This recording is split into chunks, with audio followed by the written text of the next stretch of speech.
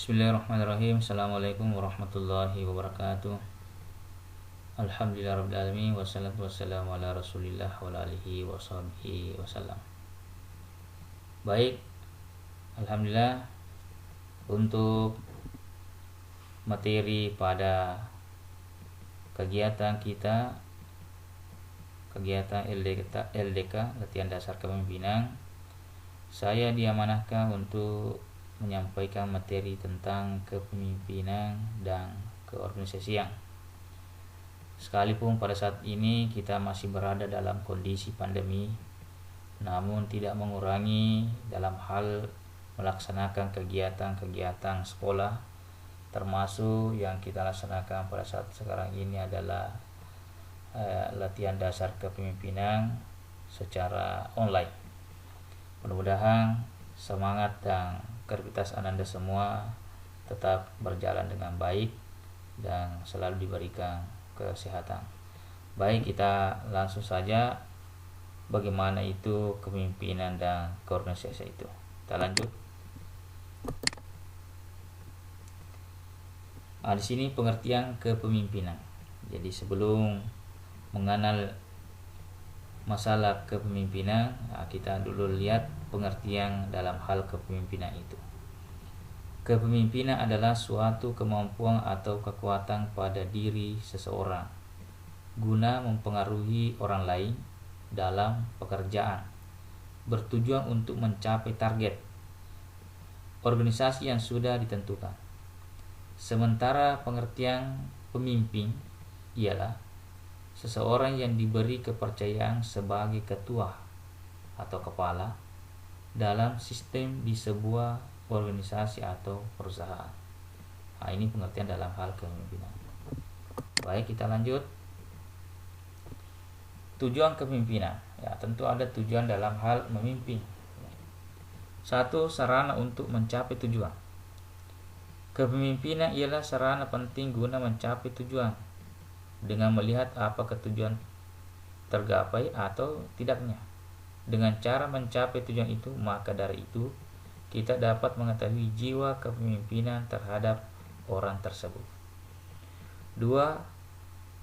Memotivasi orang lain.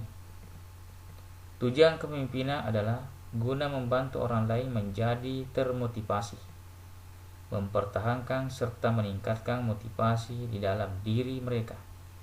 Dengan kata lain, pemimpin yang baik ialah pemimpin yang dapat memotivasi pengikut atau bawahan guna mencapai tujuan yang dibutuhkan.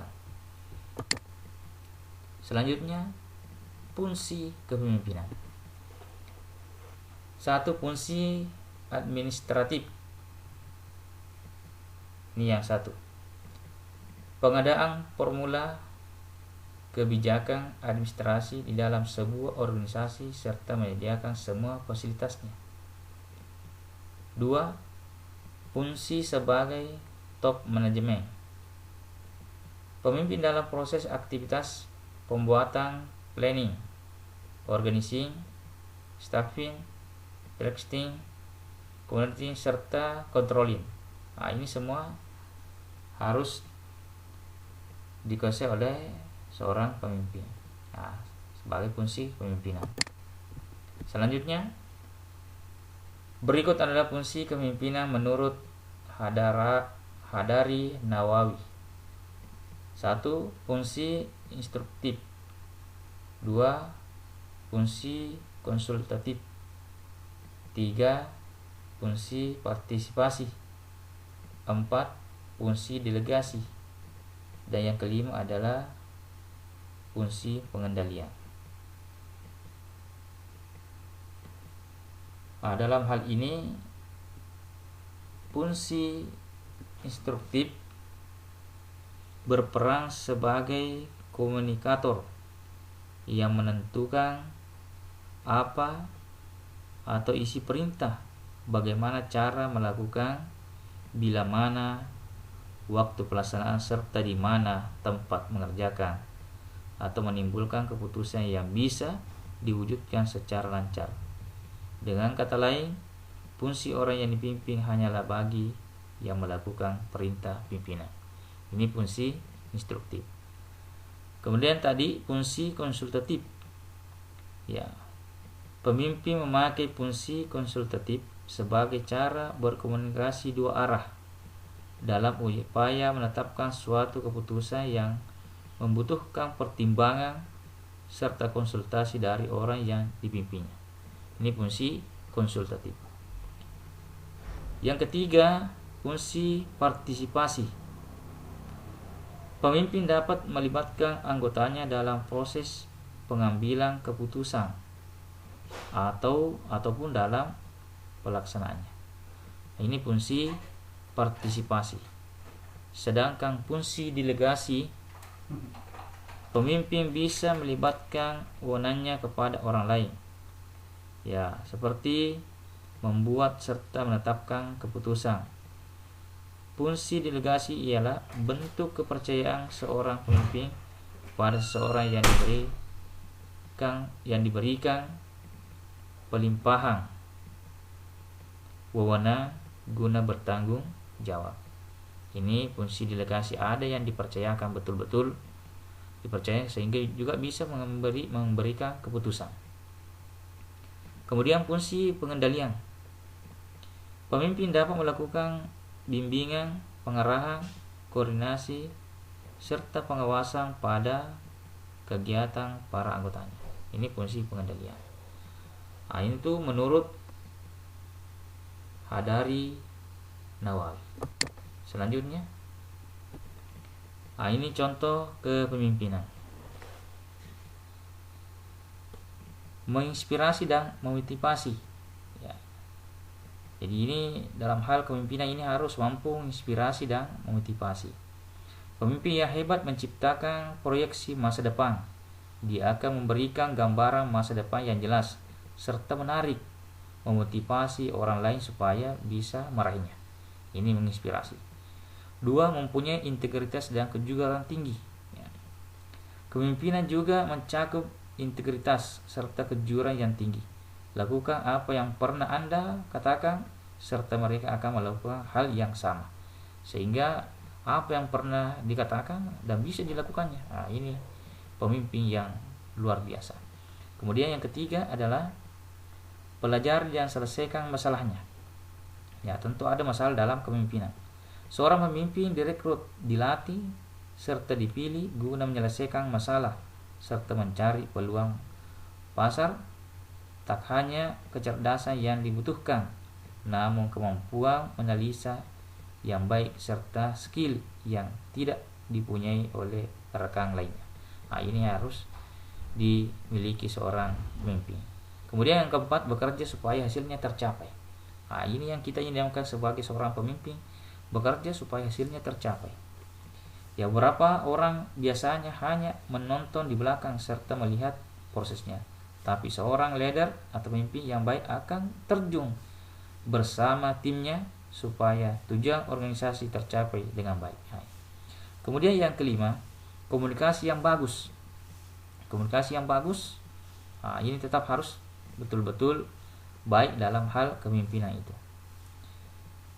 Ada banyak sekali cara berkomunikasi seorang leader atau pemimpin dengan timnya, yang memakai telepon umpama, meeting, dan email dan seterusnya. Ini yang harus dimiliki oleh seorang pemimpin. Kemudian yang keenam adalah, kita lihat yang keenam, mempunyai hubungan erat. Kepemimpinan juga wajib mengikut sertakan hubungan erat antar anggota. Dia percaya pada bawahan. Berlaku sebaliknya, seorang pemimpin memegang tanggung jawab yang besar atas pekerjaan timnya. Kemudian yang ketujuh, bersikap profesional. Ini harus bersikap profesional. Ini seorang pemimpin wajib mempunyai keahlian yang khusus. Artinya tidak ada yang mampu yang melakukan itu kecuali pemimpin itu sendiri. Ini yang ketujuh. Kemudian yang kedelapan adalah memberikan strategi. Pemimpin tentu saja mempunyai visi jangka panjang. Dia tahu bagaimana menghindari kesalahan fatal yang akibatnya pada perkembangan bisnis mereka sering dituntut menjadi orang yang orang yang taktis dalam menghadapi persaingan pasar. Kemudian yang 9, bersifat membangun. Nah, ini bersifat membangun kepemimpinan menurut Jack Seger ya biasa, bahwa profesionalitasnya mereka mencari karyawan yang paling menjanjikan. Ya, ini bersifat membangun. Artinya ada bawahan yang bisa membangun dalam hal kepercayaan itu. Kemudian yang ke-10, melakukan inovasi. Dalam bidang bisnis, inovasi bukan merupakan hal baru. Bahkan secara langsung pasar menggeret pelaku bisnis serta perusahaan untuk terus berinovasi supaya mampu bertahan di tengah kompetisi yang ketat. Ya, melakukan inovasi. Nah, inilah contoh dalam hal yang harus dimiliki seorang pemimpin. Barangkali itu dalam hal kepemimpinan. Kemudian kita lanjut pada keorganisasian. Nah, mungkin jangan terlalu lama saya bahas ya.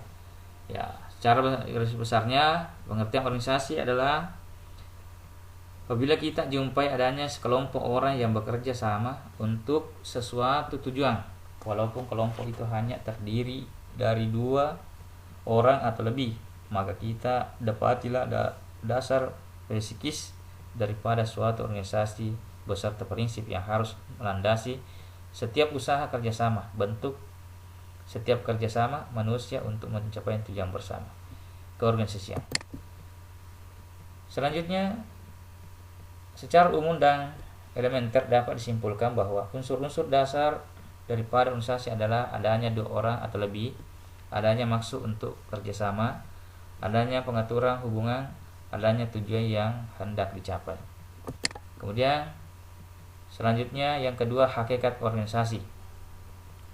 Bahwa organisasi adalah segi formal daripada administrasi, sekaligus mesin daripada administrasi, serta saluran melewati mana segala rencana serta polisi dilaksanakan. Nah, organisasi dapat ditinjau dari 2 sudut. A. Sebagai wadah di mana kegiatan manajemen dijalankan. B. Sebagai proses di mana terjadi interaksi antar orang-orang yang menjadi anggota organisasi yang bersangkutan. Sebagai wadah sifatnya statik. Ya, setiap organisasi memiliki suatu pola dasar struktur organisasi yang relatif permanen sifatnya.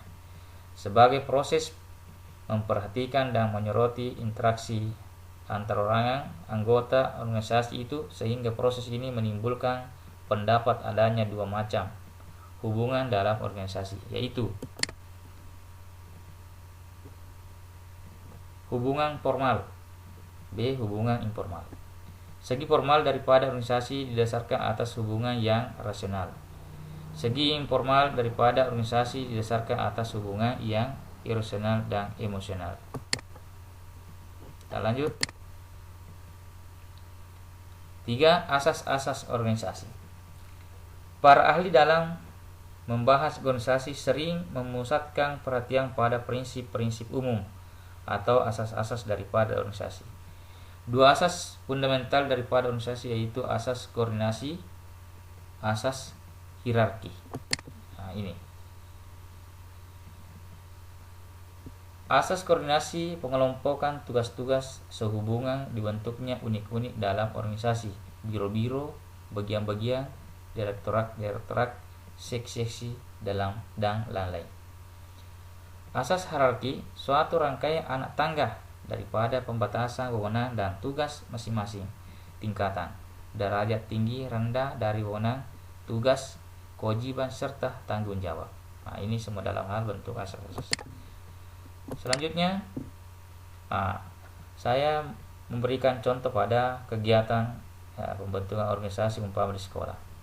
Seperti di madrasah kita ada disebut MPK, Majelis Perwakilan Kelas, sebagai latihan, sebagai kepemimpinan dan sebagai organisasi dalam hal mengurus. Kemudian OSIS, Pramuka, PMR, PIKR. Ini semua sudah ada di sekolah kita. Anda bisa bergabung Dan insya Allah mungkin ada juga pelatihan-pelatihan setelah LDK ini. Ya, pembinaan sering kita lakukan, termasuk pembinaan dalam hal organisasi kesiswaan, latihan kepemimpinan. Nah, sekarang ini yang kita lakukan adalah latihan kepemimpinan, bagaimana disiplin dan seterusnya.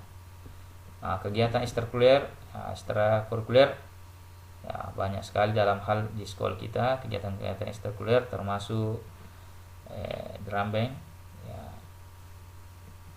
liga seperti biasa. Namun pada saat pandemi ini tidak sempat kita lakukan. Kemudian kegiatan wawasan ilmu Mandala dan lain-lain. Ya, sebagai pemimpin dan dalam hal organisasi juga, ya,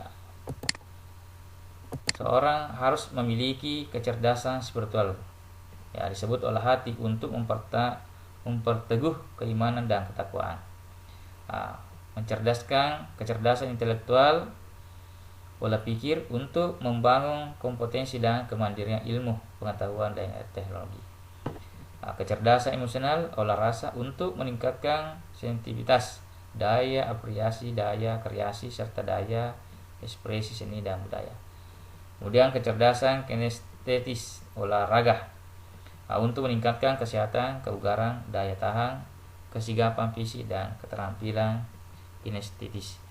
Ini yang dalam hal pelatihan kepemimpinan ini harus kita miliki seorang pemimpin atau seorang yang akan menjadi pemimpin, ya, sehingga masa depan bisa baik.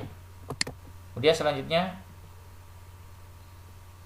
fungsi-fungsi dalam organisasi. Organisasi adalah alat untuk mencapai tujuan, dan tujuan ini macam-macam. Jadi fungsi dan organisasi ini terlalu banyak dalam hal untuk mencapai tujuan itu. Tetapi tujuan utama adalah sasaran puncak dari seluruh usaha yang dilakukan oleh organisasi. Jadi tujuan utama, sasaran puncak dari seluruh usaha yang dilakukan oleh organisasi. Apa tujuan? Sehingga kita melakukan bentuk organisasi, ada kepemimpinan dan seterusnya. Tadi sudah kita bahas tentang kepemimpinan serta bagian-bagian dari organisasi itu. Barangkali sampai di sini pertemuan kita atau materi yang saya sampaikan tentang kepemimpinan dan organisasi. Mudah-mudahan bermanfaat kepada Anda dan bisa melihat materi-materi yang saya sudah sampaikan dan bisa diperhatikan dengan baik, sehingga dalam hal aktivitas kepribadian kita bisa bernilai dan bisa bermanfaat. Lebih dan kurangnya mohon dimaafkan. Wabillahi taufiq wassalamu. Assalamualaikum warahmatullahi wabarakatuh.